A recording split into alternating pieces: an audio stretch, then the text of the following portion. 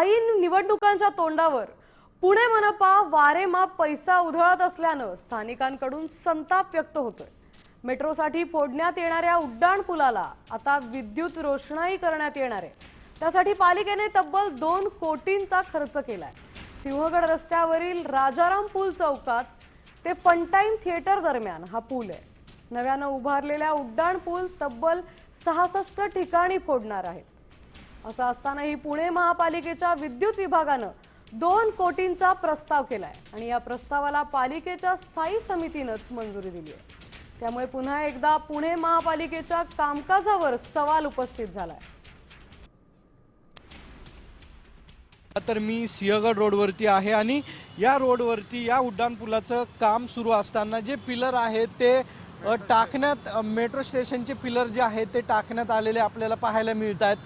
हे 6 ते 7 पिलर जे आहेत ते पाहायला मिळतात आणि हा वरचा उड्डाण पूल जो आहे तो या ठिकाणी 4 ते 5 फुटाचा उड्डाण पूल जो आहे तो तोडला जाणार आहे।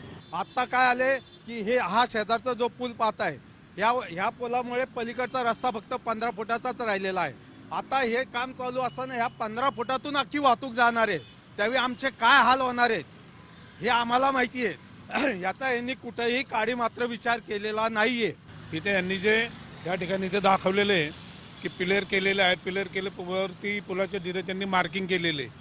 मार्किंग करताना पूल हा जवळजवळ 40% ब्रिज हा त्या बाधित होऊन ह्याच्यावर जो आता लाईटिंगचा खर्च त्यांनी केलेला आहे हा पूर्णपणे पाण्यात जाण्याची शक्यता आहे। पूर्व तुमचं नियोजित असताना तुम्हाला जर परत पूल बंद करून किंवा त्याला म्हणजे हा पूल पाडून जर तुम्हाला असं जर डेव्हलपमेंट करायची असेल तर ही पूर्णतः चुकीच्या पद्धतीने चाललंय। कॅमेरामन सुमित भोसले सह सागरवाड साम टीव्ही पुणे।